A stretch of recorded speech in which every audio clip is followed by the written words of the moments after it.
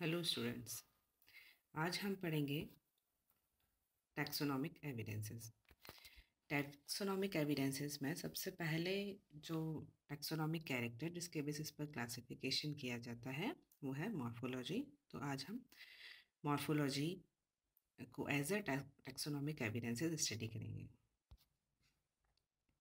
सबसे पहले आता है इंट्रोडक्शन। मॉर्फोलॉजिकल कैरेक्टर्स जो हैं वो टैक्सोनॉमी का फाउंडेशन या फ्रेमवर्क है। और इसके अलावा टैक्सोनॉमी की अगर कंप्लीट नॉलेज आपको चाहिए तो वेरियस डिसिप्लिन्स हैं इसके जिनको आपको स्टडी करना होगा, जिसमें प्लांट एनाटमी है, cytology, palynology, embryology, physiology, ecology, genetics and plant geography है। जो न्यूअर एस्पेक्ट हैं टैक्सोनॉमी के जिन्हें बायोसिस्टमैटिक्स कहते हैं उसमें आते हैं साइटोटैक्सोनॉमी, कीमोटैक्सोनॉमी एंड मॉलिक्यूलर टैक्सोनॉमी। जो मॉर्फोलॉजी है ये मेजर क्राइटेरिया की तरह से हमेशा से यूज़ किया जाता रहा है फॉर क्लासिफिकेशन। तो क्लासिफिकेशन के लिए बेसिकली पहले मॉर्फोलॉजी को यूज़ किया जाता था, मॉर्फोलॉजिकल कैरेक्टर्स को यूज किया जाता था। तो मॉर्फोलॉजिकल कैरेक्टर्स को क्लासिफिकेशन के अलावा उनके प्लांट्स की जीनस की या फैमिली की डायग्नोस्टिक कीज़ बनाने के लिए भी यूज़ किया जाता था। इसके अलावा जो मॉर्फोलॉजिकल फीचर जो है मॉर्फोलॉजिकल कैरेक्टर्स में वेजिटेटिव के साथ साथ में फ्लोरल मॉर्फोलॉजिकल कैरेक्टर्स को भी मेजर मटेरियल है ये यूज़ किया जाता है फॉर आइडेंटिफिकेशन एंड क्लासिफिकेशन। जो प्लांट की जो एक्सटर्नल मॉर्फोलॉजी है उसे हमें स्टडी करना होता है एज अ किस लिए, टैक्सोनॉमिक एविडेंसेस के लिए। यानी कि टैक्सोनॉमिक एविडेंसेस हमें किस लिए चाहिए होते हैं कि हमें किस प्लांट को किस जीनस में या फिर किस जीनस को किस फैमिली में या किस फैमिली को किस ऑर्डर में प्लेस करना है फॉर क्लासिफिकेशन। इसलिए एक्सटर्नल मॉर्फोलॉजिकल फीचर्स को as a taxonomic evidences use किया जाता है। तो जो नेचुरल ग्रुप्स हैं उनको डिफ़ाइन करने के लिए मेनली, या हर एक टैक्सॉन को डिफ़ाइन करने के लिए मेनली क्या यूज़ किया जाता है, फ्लोरल कैरेक्टर्स का हम यूज़ करते हैं। तो किसी भी species, different species, genera, families, इन सब के लिए हमें यूज़ करना होता है मॉर्फोलॉजी को, चाहे उसके वेजिटेटिव कैरेक्टर हों और चाहे फ्लोरल कैरेक्टर्स हों। वेजिटेटिव कैरेक्टर्स जो है वो भी एक मेजर रोल प्ले करते हैं, जैसे कि वेजिटेटिव कैरेक्टर में आता है हैबिट प्लांट का, फिनोलॉजिकल कैरेक्टर्स हैं, अंडरग्राउंड ऑर्गेन्स हैं, stem, leaves, petiole and stipules. इन सब के वेरिएशन के अकॉर्डिंग इनमें डिफरेंट वेरिएशंस प्रेजेंट होते हैं। उन वेरिएशंस को देखते हुए प्लांट्स का क्लासिफिकेशन किया जाता है या उन्हें डिफरेंट ग्रुप्स में रखा जाता है। ये कैरेक्टर हैं जिनके बेसिस पर हम प्लांट्स को क्लासिफाई करते हैं, जैसे कि हैबिट है प्लांट का, हैबिटेट है, underground stems, roots, leaf characters, inflorescence and flower, fruit characters and seed characters. इनको आगे हम एलैबोरेट करके पढ़ेंगे। सबसे पहले आता है हैबिट। हैबिट 3 तरह की लाइफ फॉर्म्स प्लांट्स में प्रेजेंट होती हैं, हर्ब्स, श्रब एंड ट्रीज। और ये डिपेंड करता है प्लांट के हैबिटेट पर कि वो किस हैबिटेट में ग्रो कर रहा है, और उस हैबिटेट के अकॉर्डिंग या उस इकोलॉजिकल यहाँ पर जो एनवायरनमेंट है उसके अकॉर्डिंग प्लांट में क्या एडेप्टिवनेस है या फिर क्या इकोलॉजिकल एडजस्टमेंट प्लांट्स में हो रहे हैं, जिससे कि उसकी life form, different life forms जो है वो फॉर्म होती हैं। और ये डिफरेंट लाइफ फॉर्म है हर्ब, श्रब एंड ट्रीज। अब आप एग्जाम्पल में देखें कि ग्रोथ हैबिट के बेसिस पर इन्हें कैसे as a taxonomic evidence use किया जाता है। जैसे कि सारे के सारे ब्रेसिकेसी के मेंबर्स जो हैं वो हर्बेशियस हैं। इसी तरह से एस्ट्रेसी और के मेंबर्स जो हैं वो हर्बेशियस और वुडी दोनों तरह के मेंबर्स जो है फैमिली एस्ट्रेसी में प्रेजेंट होते हैं। नेक्स्ट आता है हैबिटेट। हैबिटेट में डिफरेंट हैबिटेट प्लांट के प्रेजेंट होते हैं जिनके बेसिस पर उन्हें क्लासिफाई किया जाता है। जैसे प्लांट जो है वो टेरेस्ट्रियल है, एक्वेटिक है, एपीफाइटिक है, जीरोफाइट है, लिथोफाइट है, स्पोरो सैप्रोफाइट है, पैरासिटिक है, एक्सेट्रा। बहुत सारे हैबिटेट प्लांट्स में प्रेजेंट होते हैं, प्लांट्स के प्रेजेंट होते हैं जिनके बेसिस पर उन्हें सेपरेट किया जाता है। नेक्स्ट आता है रूट। रूट डिफरेंट टाइप की रूट के बेसिस पर उन्हें क्लासिफाई किया जाता है या कैरेक्टराइज किया जाता है उन्हें, जैसे aerial root, fibrous root, prop root, moniliform root, etcetera. Growth pattern के अकॉर्डिंग जो है वो एग्जाम्पल है जिंजीबेरेसी। जिंजीबेरेसी में जेनेरिक लेवल फैमिली जो है उसमें जेनेरिक लेवल तक टैक्सोनॉमिक ग्रुप को डिफाइन किया जाता है on the basis of their growth patterns. Next आता है सीडलिंग कैरेक्टर्स।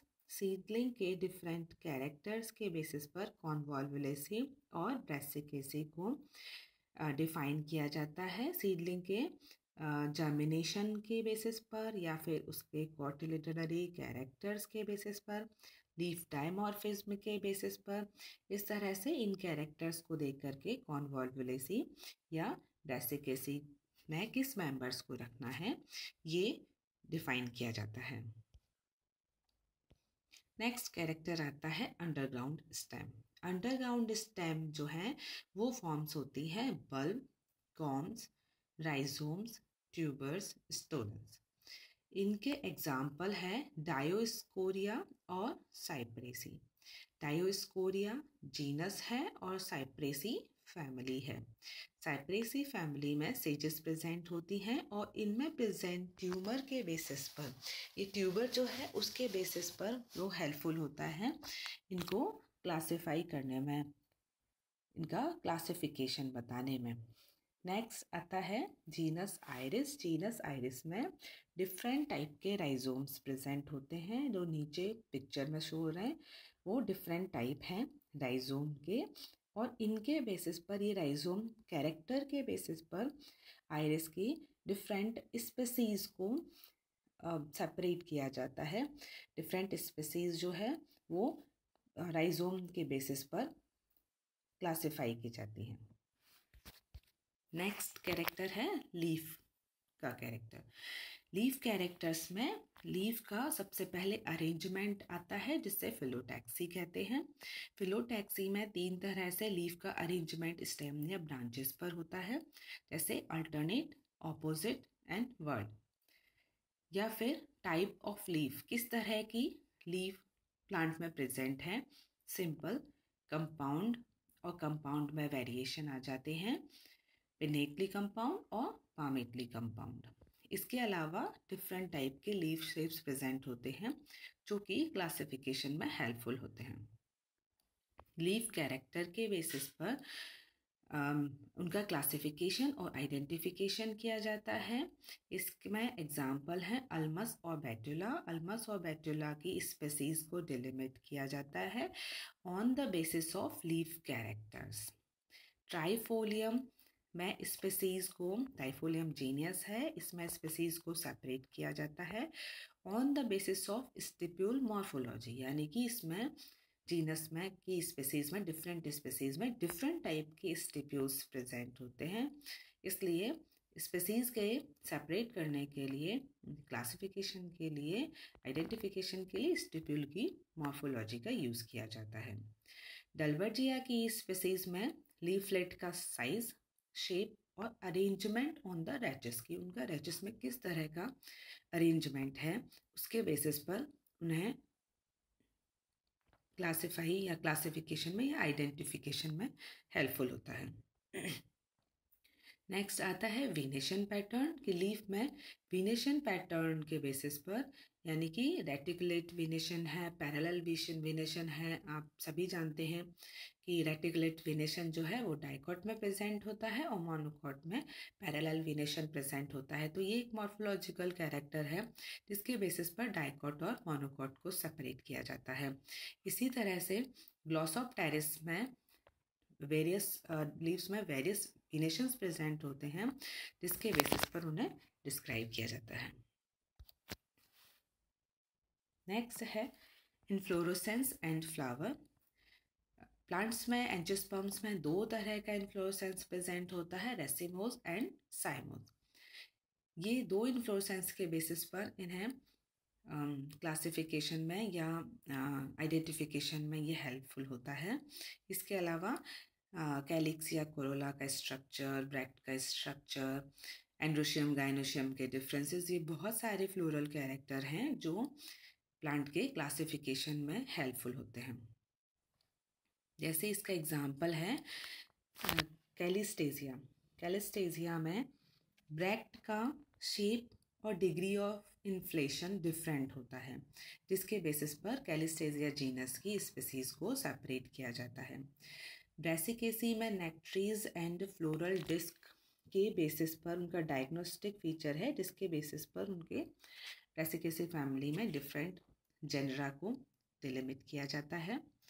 इसके अलावा स्क्रोफुलेरिएसी में स्टैमेनॉइड्स यानी कि रूडिमेंट्री या स्टेराइल स्टेमन्स के बेसिस पर उन्हें उनकी स्पीसीज को डिस्टिंग्विश किया जाता है। और यूकेलिप्टस में as a taxonomic evidences use किया जाता है एंथर्स को। डिफरेंट टाइप्स के एंथर्स यूकेलिप्टस में प्रेजेंट होते हैं जिसके इस बेसिस पर उसकी स्पीसीज को डिस्टिंग्विश किया जाता है। ये डिफरेंट टाइप हैं ब्रैक्ट के इन कैलिस्टेजिया। नेक्स्ट आता है फ्रूट कैरेक्टर। फ्रूट कैरेक्टर में simple fruit, dehiscent fruit, schizocarpic fruit, aggregate, composite fruit, तो डिफरेंट टाइप के फ्रूट्स प्रेजेंट होते हैं। इन फ्रूट्स के बेसिस पर उन्हें क्लासिफिकेशन में यूज़ किया जाता है, इन्हें एज अ टैक्सोनॉमिक एविडेंसेस या फिर उनके आइडेंटिफिकेशन में ये हेल्पफुल होता है। तो सबसे पहले है डिफरेंट फैमिलीज़ हैं ऑर्डर की जो हैं रोएडेल्स।